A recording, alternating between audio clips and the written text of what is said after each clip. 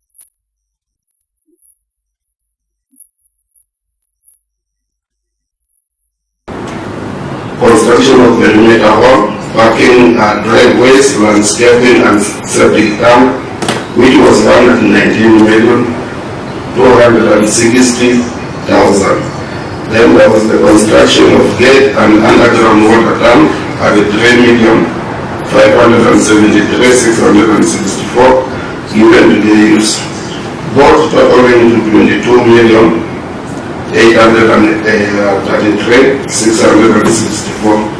The total cost incurred in the project was 44,059,832, while the amount paid in the main contract was 32,349,464.05 cents, bringing the total cost of the project to 76,409,296.37 cents.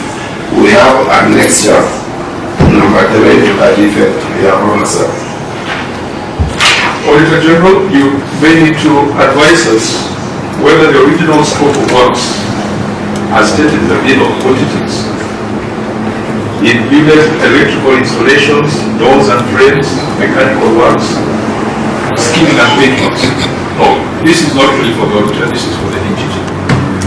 The original scope of works, because I would not expect that you give a contract to build a house and then exclude electrical installations, doors and frames, skimming and paint, and mechanical works from that original contract. So these works which were done valued at 21 million, are they in scope in the original contract? Yes, Your Honor, but because of the two things. Number one, the tenure of this project took, imagine 6 years, over 6 years. The cost of perhaps cement from the initial time to after 6 years because brings such differences. And then number two, the variations that were done on site. You know, no, doors and frames cannot be a variation on site. A house must have doors and frames.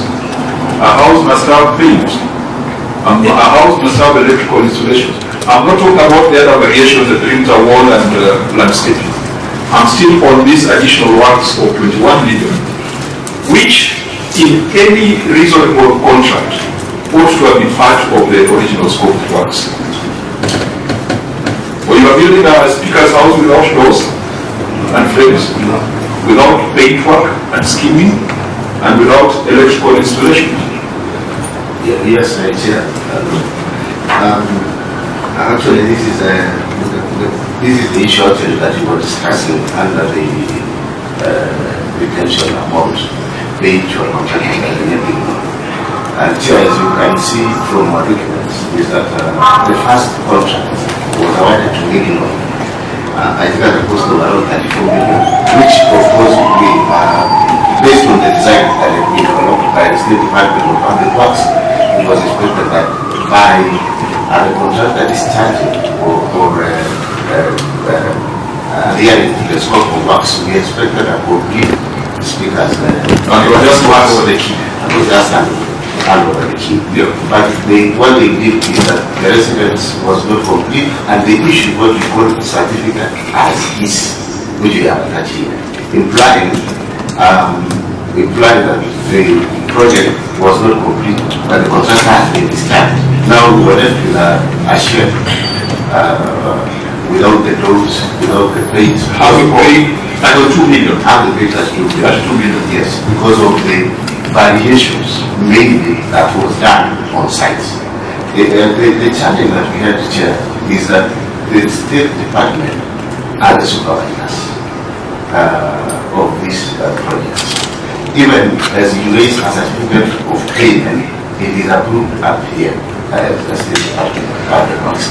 And when we end up, so they are the ones who approve certificates up to 32 billion. yes, Without doors, yes, without paint, without electrical installation. yes, we had push and pull. In fact, we were with the contractor for the last payments. Until now, we were made to understand, because you see, some of us, the issues of construction, we may not understand so much what is certificate of completion as is, as opposed to certificate, practical, what we call certificate of practical completion, like we expect that we should have just been having already. So that was the main challenge that was there. And that is the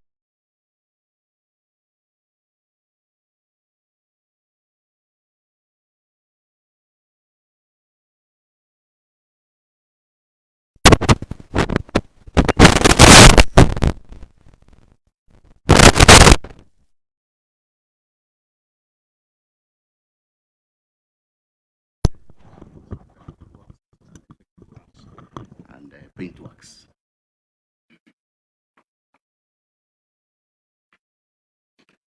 No, so who then takes responsibility for payment of 32 million without delivery of what was agreed? Because these members here, and I think all of us perhaps, we have built something. And when you give a contract to a contractor, unless it's a labor-based contract, but when you've signed a contract with a contractor and you have said, I'll pay you 34.5 million, give me a house and deliver the key. You are bound by time. You are bound to, as long as you're making your payments as per the certificates. And you've gone ahead and paid 32 million. 32 million, which is 90%, isn't it? 90%. Over 90%. Yeah. And the house is incomplete. Yes. Where does that responsibility lie?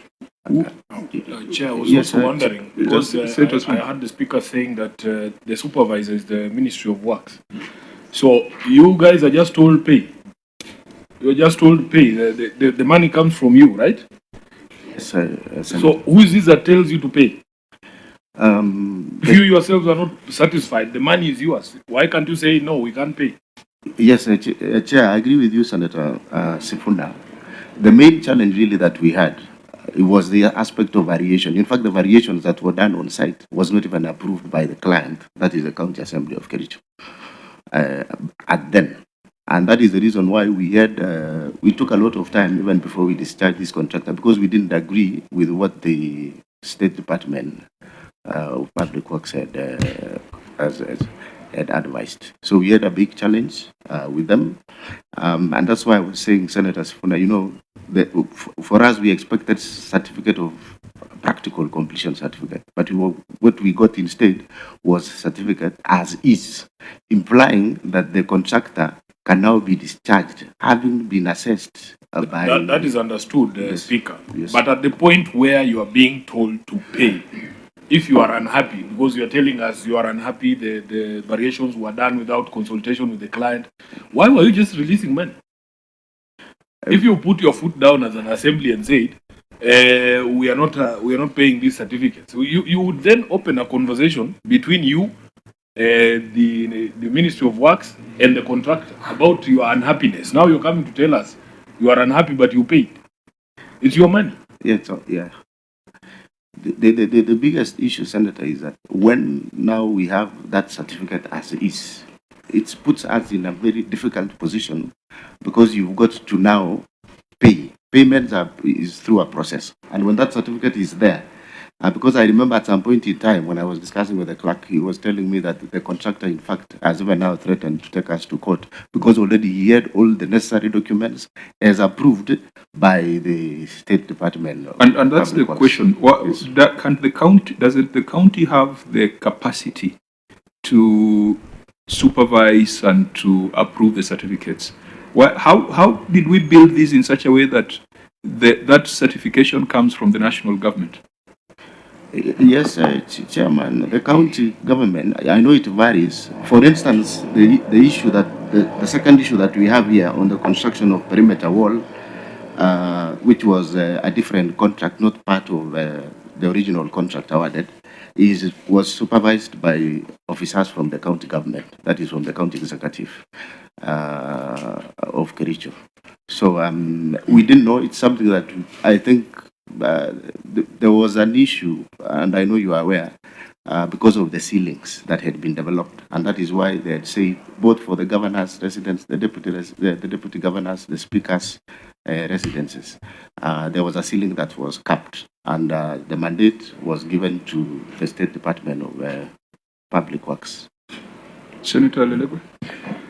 Speaker, did you have an independent consultant? Did you appoint your independent consultant? Because I guess in other counties, they advertise for independent consultants to advise the service board on such matters.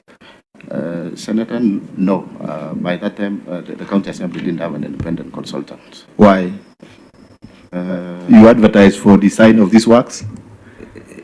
Yes, Chair, this is a project that was advertised in 2019, and maybe Clerk, you can mention something about it. What is unique about 2013? 2019. What is unique about that year? What are you telling us? You were not there. Yeah, exactly. By the time, actually, I joined the county assembly in 2022, Senator. But the clerk was there? Yes. Okay. So, clerk, you are paid 32 million? Yes. And then you need another almost 40 million to complete a house? Not 40 million, sir. 21. Now, what happened, Your Honor, sir? You know, when we started this project, there was an assumption that these projects have to be supervised by the State Department of Public Works. That is where we went wrong, number one. Number two, the way you have said, because of variations, you know, today they will come here, I want you to do this, change this to be this way. All that was eating the contract sum. And of course, the prolonged period to complete this project also had an impact in the financial aspect vis-a-vis the contract sum. At the end of the day, the project is not complete. The money has been spent almost fully. Then there was no way out. This is the advice we were given by the engineers from State Department of Public Works. Our hands were tied. Every advice we were to follow, but unfortunately, we were not getting value for money during that time. So, were you using the State Department of Public Works as your consultant? Yes. And were these funds to fund this project, were they conditional grants from the national government? It was not conditional grant, it was our negotiation with the executive to give us the kept amount, the 35 million that was kept by the Senate during that time to construct the Speaker's residence. It's unlike the county headquarters. I think the county headquarters, some counties got a conditional grant. And those are the ones that would perhaps be strictly supervised by the State Department. Yeah. But otherwise, this is your budget. This is money allocated to you for development that you could, yes. Yeah, you had all the right to choose whether you're going for an independent consultant as proposed by Senator, or whether you're going to use the county resources to certify. So you should also not allow the national government to come into things that they're not supposed to be coming into, because you can see that this has now cost you almost 21 million shillings more. Maybe we need to do a scan, and researchers, you might want to do a scan and find out the extent of compliance with the ceilings established by the Senate. For speakers' residences, we had put it at 35 million. For governors' residence, we had put it at 45. And for deputy governors, I think we had put it at either 35 or 40. Are counties complying? The truth is this, that these ceilings were established almost 7 years ago. With inflation and increased cost of construction material, they might not be tenable today. But it is not a license for you to break the law. What you need to do is to come to us, you as speakers and clerks, and tell us, Senate, you gave us a threshold, but it is not practical.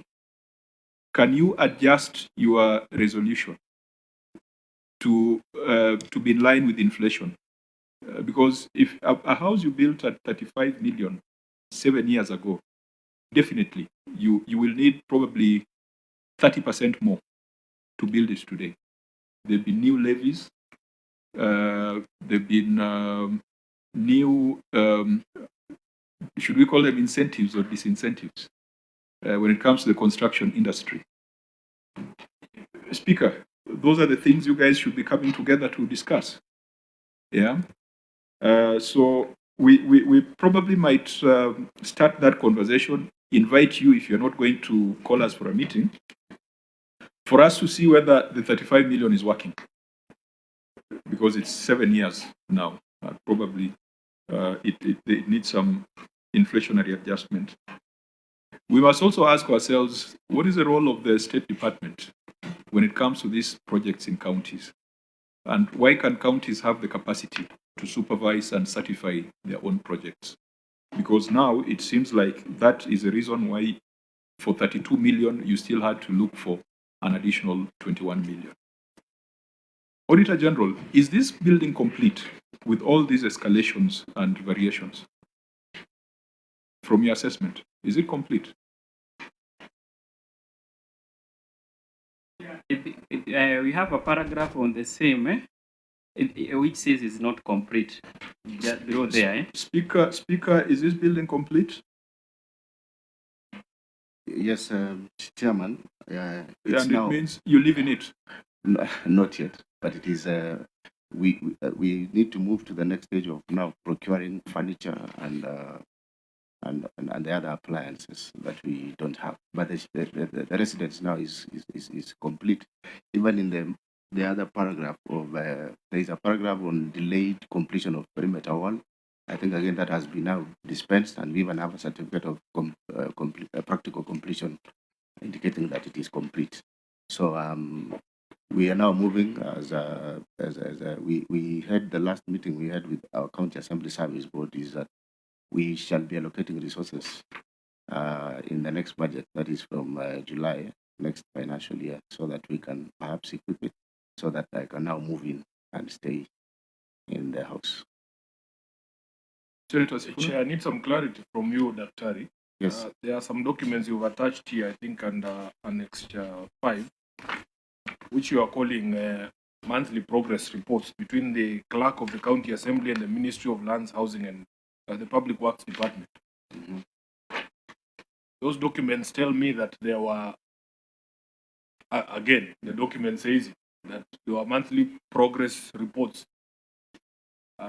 How does that accord with the story that you have told us here, that you were never involved even in those variations and everything that was being done? What were these reports for if you are not being involved? And I hope they are signed. Let me just see who signed this. Clerk, is your name there? Yes, sir. So why are you saying the ministry was not involving you in these things? What are these reports for?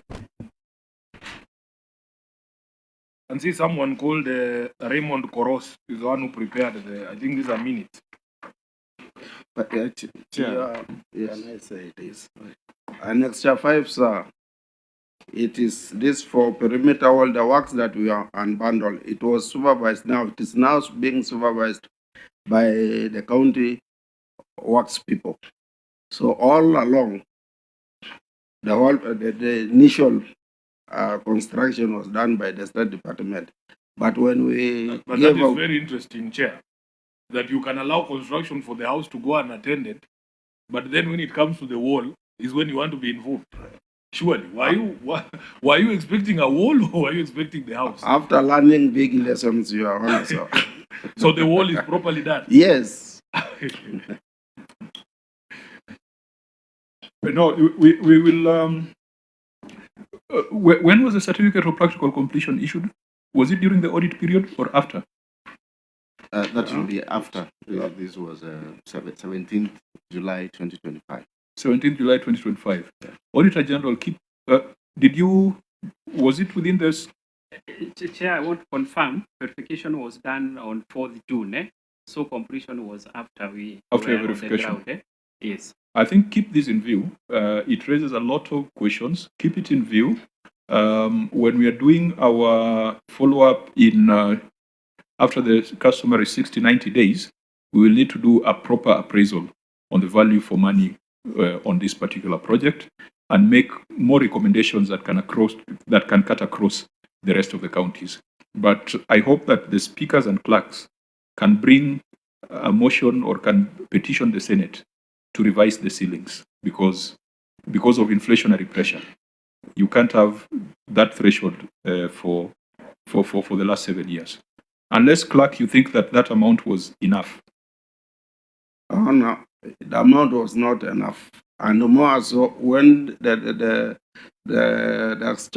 structural plans were kind of exaggerated. You know, you can go to a simple house that befits the speaker, but if you go something bigger, you will not meet the demand of that money.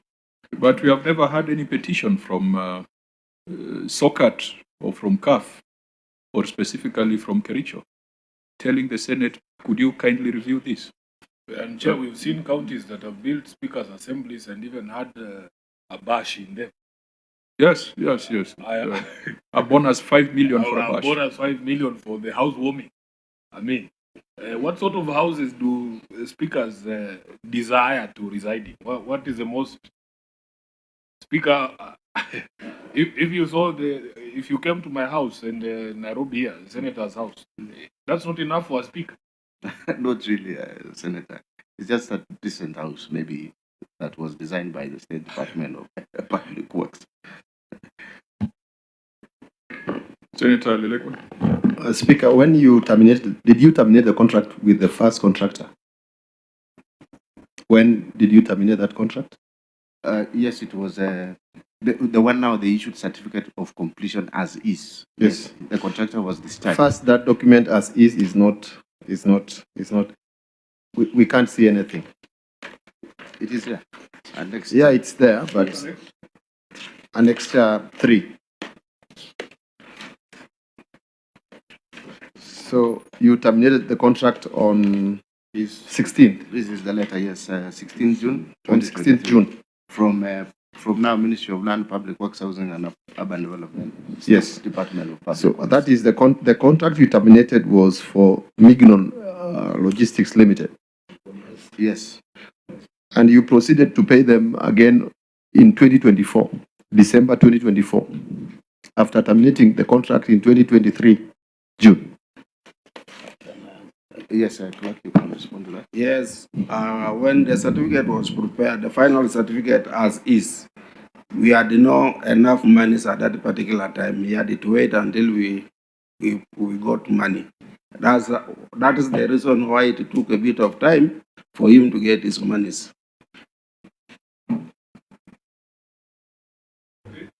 So since that certificate of practical completion was done in July, outside the period the Auditor General was looking at, we want the Auditor General to take a holistic view because now this thing has gone to 76 million rather than the 35 million that the Senate had put as a ceiling. We shall follow this up at the implementation review meetings and perhaps give firm directions on the matter. We are remaining with just one matter. We thought we'd be done by 12. There is this matter of the County Assembly of Kericho Chambers and Office Block. Irregular payment for terminated contract. Thank you, Chair. Irregular payment of terminated contract. The Assembly awarded a contract for construction of County Assembly of Kericho Chambers and Office Block on 16th February 2024 to a merchant at a contract price of 498,908,309. The contract period was for 156 weeks, commencing on 11th March 2024 and ending on 8th March 2027. However, 4 months after officially taking over the site, the contractor had undertaken minimal activities on the ground and consequently was issued with a first warning letter on 3rd July 2024 for minimum performance, failure to submit to the project manager a revised work program, and lack of any contractual reason for failure to execute works. Following the site meeting held on 6th January 2025 between the contractor, County Assembly Service Board and Project Implementation Committee, a mutual agreement was reached to terminate the contract due to minimal work done for the period of more than 1 year. The contract was eventually terminated and Kenya shillings 15,861,468 being interim payment for certificate number 1 was paid as per the statement and measurement thereof. The management failed to carry out due diligence on capacity of the contractor, and payment of Kenya shillings 15,861,468 was irregular since the contractor was in breach of the contract for non-performance. The management should have released the board. In the circumstances, the government did not get value for Kenya shillings 15 million paid to the contractor. Thank you, Chair. Management response. Your Honor, sir, the County Assembly had undertaken due diligence before awarding the contract to the said contractor. Furthermore, the contractor was the lowest responsive evaluated bidder, which was also within the budget ceiling. However, upon handing over of the site, the contractor was moving in a very slow pace in his work, hence necessitating the client to issue the contractor with a warning letter. After negotiations, there was a mutual agreement to terminate the contract, and only the works which had been certified by the project engineer from the State Department of Public Works was paid for. There is annexure number 4 to that effect. Thank you, sir. Annexure number show 4. the works that had been certified? Yes. So what works had been certified? Because this would be one of the easiest ways of making money. You get a contract, you don't perform, you get paid 15 million to go home. What is it that they've done for 15 million? Yes, Chair, there were some joint measurements done. Is it here? Yes. In your appendix number 4. Site progress work, Your Honor, sir. Site progress works against the work program. Where exactly? Just yes, page number 2, site progress of works against work program. As you can see there, the activity, the schedule, the actual, and then the remarks. For instance, mobilization and preliminary site clearance, demolitions. I'm lost. Which document are you looking at? That is annex number 4. Yes, that one. Page number 2. Yes, on top there. Yes. Site progress of works, yes. Where you have mobilization, site clearance, demolitions, etc. Yes, dear. Excavation and earthworks, cutting away soil from site, and access to site. So then there were also materials on site. That's the next page. Yes, 330 tons of ballast, 150 tons of sand, 4,000 feet of timber, and 3 10,000 liter water tanks. So again, that certification was done by the State Department of Public Works. Correct, Your Honor. Why did you go for State Department of Public Works rather than your county resources?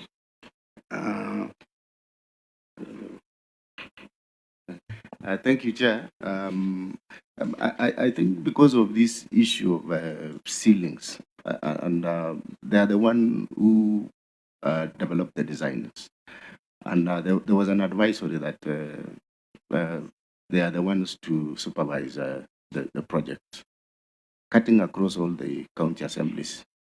I don't know the one that has been given the conditional grants, but if you look at it, because this has been the main challenge, we have been discussing actually at CAF on this issue of State Department of Public Works and Speaker. Yes. For assembly chambers and offices. Yes.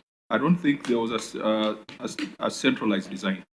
There was not design, but there was just a cap. A cap that it should not go beyond 500 million. Exactly. But then counties assemblies were free to do their design, engage their consultants, do their procurement, manage the supervision, without taking it back to Nairobi.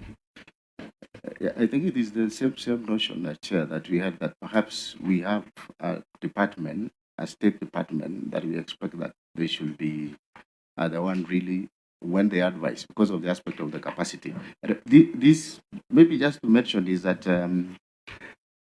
such a project of high magnitude, of such costs, I think this is the first project, in fact, the whole of the county government of Kericho with the highest amount of money. And we thought, as a matter of due diligence, we should really involve the State Department of Public Works in terms of supervision and everything. But maybe just to mention... So you believe the certified 15 million was reasonable? Yes, Chair, reasonable because of the works that had been done at then. Just to mention something about this contractor, this is a contractor by the name Wilkori, and he's a very notorious contractor, the one that actually he was doing Bukungu Stadium. And he admitted that, in fact, he had challenges in terms of implementation. But in terms of paperwork and everything, Chair, the contractor was perfect. When due diligence was done, everything was okay, and we expected that he will move with speed. In fact, it took over a year for this 15 million that has been paid.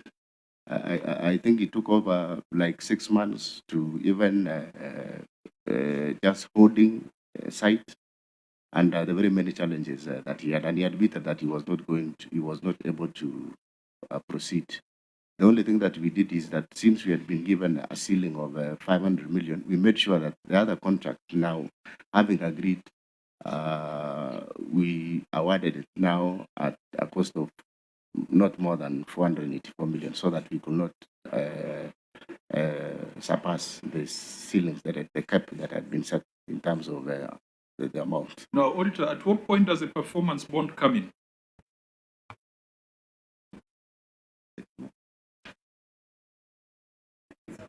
Sorry, it's supposed to be part of the documents that the contractor submit.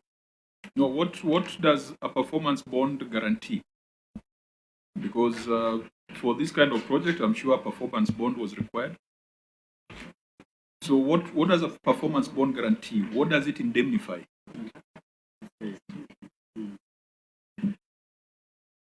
Yeah, it covers the grant in case the contractor does not perform. So in this case, the contractor did not perform. That was our fee. We never performed. What was the value of the performance bond on this? Isn't it usually a percentage of the total sum?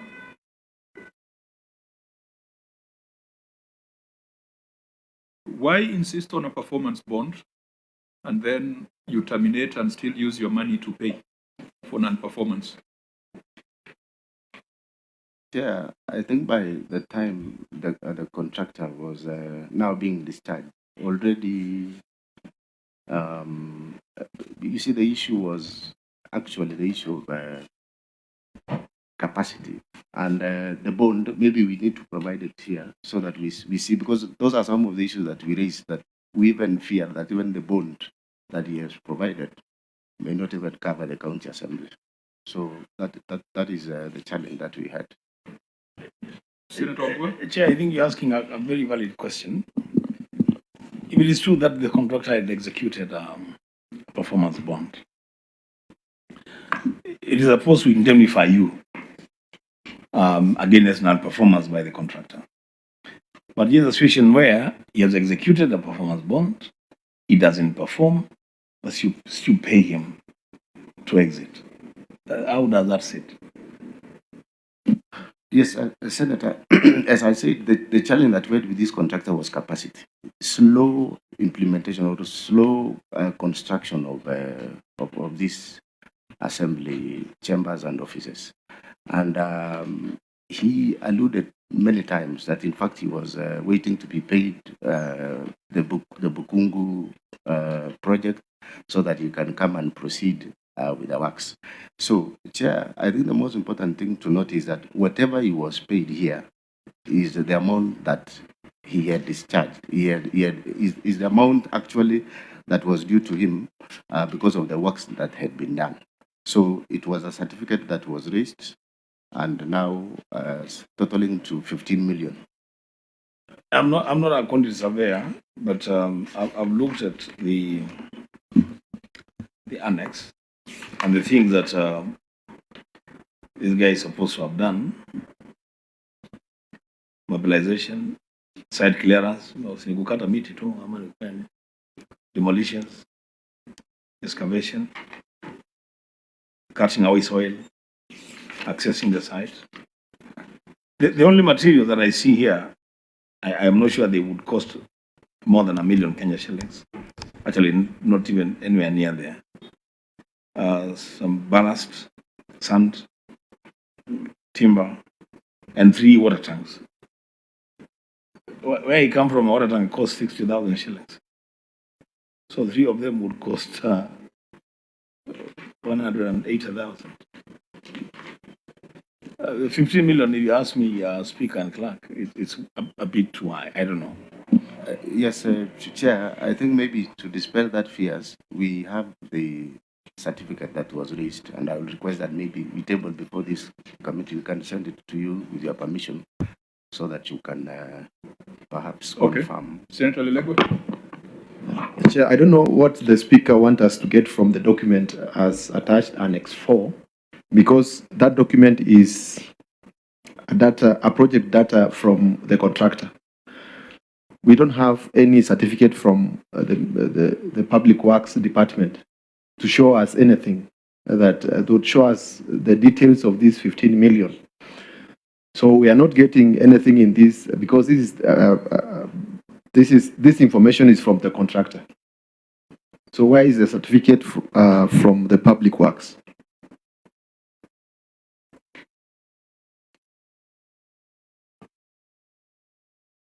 Your Honor, it's just unfortunate that we did not enclose that certificate. It's supposed to be attached to this letter from the contractor. We are sorry, but the certificate was prepared by the State Department of Public Works and we have it. Okay, now what we can do, because the thing is, we do not seem very comfortable with this 15 million that was paid. But even if it was validly paid, there was a performance bond. Why can't we demand indemnity from the body or the company that issued that bond? Clerk. You have terminated on the basis of non-performance. And that's why there is a performance bond to protect the client, not the contractor, isn't it? Does it protect the contractor or it protects the client? It protects the client, Your Honor. And it is mandatory, isn't it? Yes, sir. And in this case, it was the contractor provided a performance bond. Correct. Of course, the Speaker is even doubting whether it was valid. But if a contractor was to underperform, provide a fake performance bond, this committee and Parliament has the power to debar to debar a contractor from participation in public procurement. Because if you're telling us he was somewhere, he underperformed, he came to Kericho, he underperformed, and if you're going to establish he brought a fake performance bond, then that person has no business anywhere near any public project. So, auditor, we'd like you to demand a copy of the performance bond, look at the terms, and advise us on whether the bond allows the county to seek indemnity for the 15 million that was spent. If it's a fake bond, then first of all, it will call to question your procurement systems, because there has to be a way of verification of bonds or any other guarantees that have been presented to you. But if it is fake, then this contractor should not be allowed to do business with any public entity in future. I will do that. Honorable members, I think that brings us to the end of the critical issues that we were to look at with regards to the Kericho County Assembly. The three things that stand out is the issue of the Speaker's residence, which the Auditor General is going to do a further review now that a certificate of practical completion has been issued. The County Assembly chamber and offices. And Speaker, there is a temptation by assemblies to go the Homa Bay route in terms of building this infrastructure. Homa Bay went to, I think, CPF and did a tenant purchase scheme agreement, which strictly speaking is a loan, which requires a guarantee of the national government. I want to discourage you from following that route until you're absolutely sure of the legal implications of what you're going into. I hear from the grapevine that Kakamega might be going that route, County Assembly. I want you to be extremely, extremely cautious about that route, because a TPS is a mortgage. A mortgage is a loan. A loan under PFM requires a guarantee of the national government. So without that guarantee, please do not get into that adventure. Because I think in Homa Bay, we are locked into certain installments that are so heavy and that are mandatory, that before you even buy medicine, you have to pay the mortgage. I don't think it's a very fair arrangement. It gives you the building quickly. You have the building, you can move into it. But then the financial implication, especially with the strains by county government and delays in exchequer releases, sometimes a county ends up defaulting, and when it defaults, interest keeps piling, and then the building becomes much more expensive than you thought it ought to be. So please do not go that route until you are sure that you can get a guarantee. Use your development budget, and if you have problems, you can approach the Finance Committee of the Senate, and they can always assist you in revising your ceilings. So I think that summarizes the key issues that we have dealt with regards to Kericho County Assembly.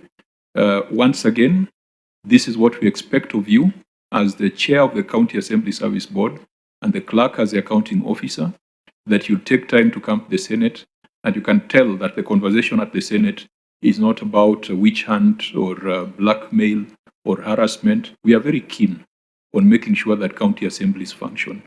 Once again, we congratulate you for seeing it fit from time to time to refer matters to the Senate. We shall always stand with you, even if we don't always agree with you. That brings us to the end of this session. Honorable members. Just a small comment on that. If I remember correctly, the issues with the efforts to bring accountability in Kericho always failed at the arithmetic hurdle. And I think twice the question of numbers and threshold for the impeachment was the problem. That is not to mean that there are no issues in Kericho. And we understand the situation in which most of these assemblies are operating and the sort of leverage some of these county executives have on them. So the people of Kericho, as the chair has framed it, should not look at the Senate as, or at least the Assembly should not look at the Senate as an impediment. That we are also bound by the law. There are issues with devolution, and we will always be there to support that cause. Thank you, Chair. Chair Public Accounts Committee, unless you have something to say in closing. Thank you very much. I think I want to appreciate the Senate for oversighting the county assemblies and the county executive as well. And also, maybe I would like to also request for a session with your committee so that you can also engage and learn more on oversight. Again, with the OAG, reports sometimes come very late, and when they come in numbers, in large numbers, and you see the timeline. For example, you said it's March, might not be reasonable enough because we have other activities again.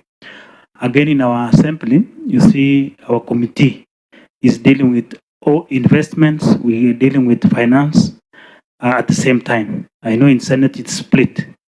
So maybe in future, maybe with consultation with the Speaker, we can have an extra committee so that it can also look at, some can be looking at investment and others can be looking at finances so that we can be able to tackle the reports within a shortest time. Otherwise, in our assembly, we are very keen. I remember some of the reports that we tabled led us to impeachment. And it came from the Office of the Auditor General. Some of the things made us also to have other committees to further investigate some of the issues that you saw that we presented in the Senate. Otherwise, we were a bit disappointed when Senate voted against us. But for issues like retentions, actually, those were the real issues. For example, in the retentions, they were paid, you will find retention being paid twice or 3 times. You find tissue being bought at 3,000 shillings. So those were very key issues that maybe we will be happy to have seen prosecuted by the Senate. So we still have more issues, but we are a bit hesitant coming to Senate again. No, I think I've said we will stand with you, even if we don't agree with you. And go back and encourage your governor to come here. If he fails to come here within the constitutional timelines, I can tell you that's an impeachable offense because it's a violation, it's a direct violation of the Constitution. Remember when you are referring to the Auditor General's report back then, some of the advocates were arguing that those matters are before the Public Accounts Committee. Right now, the governor has not used this opportunity to come and explain himself. If he fails to do so by 31st of March, we don't have to tell you what you should do. It's up to you. We'll stand with you, even if you don't agree with you. But thank you, Chair, for... I think he has made a proposal that you can consider, Speaker, maybe splitting committees or allocating work to different committees so that the funds and those county corporations can have proper oversight. It's sensible. We have done it at the Senate. Mr. Speaker, anything in closing? All right, thank you so much, Chairman and Honorable Senators, for this interaction. Chairman, maybe just to mention is that the County Assembly of Kericho, where I'm privileged to be the Speaker, has actually perfected the art of Linda Malia Raya. As I don't know what Honorable Sifuna has been championing, but the County Assembly of Kericho really, they have understood their role of oversight. And as mentioned by the Chair, Park, is that a number of the issues actually that was raised and brought to the Senate were some of the issues already that had been investigated by the County Assembly, and already the various reports had been adopted by the House. I wish that in future, Honorable Chair and distinguished senators here, this issue of preliminary objections really should be considered. Perhaps it should form the last part also of voting, so that the Chair, the people of Kericho would have really, until now, they don't know what was in the envelope that was sent to the Senate. So I appeal to you that perhaps so that we can have a fair hearing, probably some of the issues. Speaker, you just pricked my mind on something. The law says you cannot use the same grounds for You can not use the same grounds for impeachment. Yeah. But if the After 6 months. if the proceedings terminated on mathematical technicalities and you didn't go into the substantive issues, can't you use the same grounds? I mean, it's something that we need to ask ourselves. I think an impeachment can be brought at any time on whatever grounds, for as long as there's a time difference of 6 months. But there's something about not bringing the same grounds. Yes. If you are they were canvassed. So where it terminated on technicalities, can the same grounds still be used? Yes, Chair, after some period of time, I think the law provides so that you cannot use the same ground. But Daktari, you know, at the end of the day, these conversations are important. In fact, we as a Senate have never got an opportunity to explain ourselves. I think this is the first time, Chair, and the Chair of Public Accounts there needs to understand that some of us are, I don't know how I can say this. We take the oaths that we swore very seriously, Speaker and Chair, that we are also bound by the law. It is very difficult to ignore certain things. I remember, for instance, in the case of Isiolo, Speaker, there was a court order nullifying the proceedings in the assembly. Yeah? And it's not to say there are no issues. I mean, but as a lawyer, as somebody who has taken an oath, I've taken an oath, I think, 3 times. When I became an advocate, when I became SG of ODM, and when I was elected to the Senate, I took those oaths. And most of those oaths, I swore to protect the law. So, and I remember the judgment in the Isiolo case, the judge actually said she was not going to stop the Senate from hearing that matter, but we must exercise our own conscience as a Senate for the place of rule of law and constitutionalism as a constitutional entity ourselves. And I'm telling you, there was a lot of pressure on us, but Sifuna cannot ignore a court order. That one you will have to forgive me. If there is a question of threshold, our own rules, it's in the rules of the Senate, unless you're saying we amend the rules. And by the way, we have dealt case by case. There's a case where the decision was made that the preliminary objection be argued with the entire case, because there was, preliminary objections are purely matters of law. Purely matters of law. I think that one was a different case. But in the case of threshold, the question of numbers, Speaker, it is impossible for us to ignore direct provision of the law. Unfortunately, that's who some of us are. And it's not to say that there are no issues in the counties, but for me, I think it will be the saddest day if I ever ignored a court order or an express provision of the constitution of the law.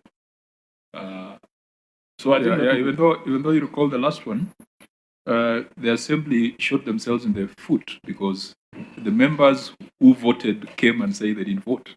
Yeah. So doubt was cast on whether the voting exercise was transparent, whether it was accurate, verifiable, and all that. It was almost qualitative that it could have been tested up to the end. But a decision that the Senate has made, perhaps we don't need to explain ourselves, because irrespective, there are 47 delegations. Maybe each delegation had a different view of matters.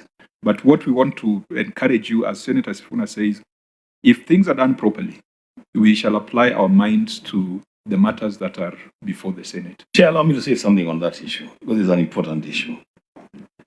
First of all, I also find it a bit difficult, actually almost impossible, that there are entities before you in the Senate on impeachment, and amongst themselves, they can't even agree on the number of people that voted. That becomes very dicey.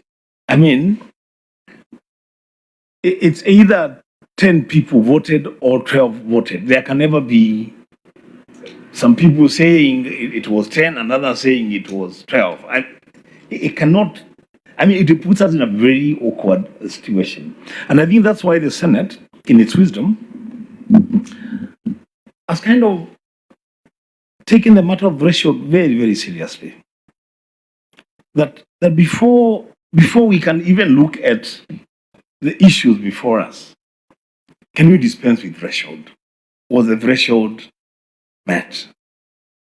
And I think it is not so difficult for the assembly, if there are really grounds for impeachment, if your number is, the threshold is 31, to get 31 members vote in favor of the impeachment and walk straight to the Senate with a document that says that one of us voted, and if you want to call all of us here, we are here to say yes, we voted. That makes work easy for everyone. I thank you, Chair. My last comment is that Senator Sifuna. the assembly must know that these laws and rules exist to protect all of us. Some of my colleague senators also want to be governors. I am not one of them. And Senator Wambua, Senator Wambua would not want to open that door because we know the shenanigans and the games that are played. I wish his cameras were off. We know the games that are played, like some of these counties, even the environment that was there in the assembly itself, where you have goons sponsored, they come and destroy the Hansard, they beat up members. I mean, we are politicians also. We are aware of the situation. And I think that is probably what needs to be addressed. I remember the Senate directing the Inspector General of Police to provide security for one of us. Can you imagine? Because of these proceedings that can be quite acrimonious and people play all sorts of games. But I think it's a challenge of us as leaders to be able to resolve some of these things. And Senator, you probably also reflecting, you are before the political parties dispute tribunal, challenging process. So it's not something that people should encourage shortcuts. If it's clearly defined, then it must be clearly upheld. Because we can lower it in the case of a governor, and then the same knife comes and cuts us in our Secretary General's position, or even me as a chair of PAC. Governors are afraid they want me out, but there is a procedure to be followed. So I think we are not telling you, Speaker, go and impeach your governor. We don't believe that that is the best solution, but we are just encouraging you on the parameters that you should ensure are observed. All right, maybe let me add something on the same. Number one, as a speaker, I've also not had an opportunity to clear the air on this matter. I can confirm to you that in terms of procedure, the impeachment process was above board. And in fact, back at the county assembly, there was threshold that was met. There are a lot of dynamics, Chair, now having been the speaker now for these 3 or 4 years. And I realize that you are politicians, and I wish there are some things even that we cannot discuss sometimes on camera. But just to confirm that indeed there was the honorable members of the county assembly voted, and they voted to impeach the governor. The only issue that I need to maybe say, because this is something that we felt that the Senate at some point in time should have considered, is that you have recommended and you have indeed said that you cannot determine who voted electronically or not. And you call for an expert. And when that expert comes to the Senate, and when the expert gives his or her opinion, you say, no, we don't. You still vote for that opinion. And we are relying on an expert. That is something that maybe perhaps Senator Wambua and Sifuna and yourself and Senator from Samburu, you should pick that, because then why do we have experts?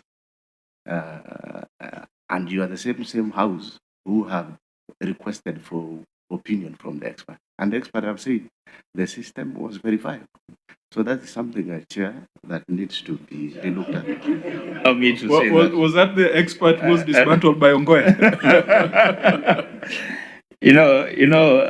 Speaker, it's an important conversation to have. But let me tell you, you cannot say that because an expert has come before you, that everything he says or she says is a gospel truth.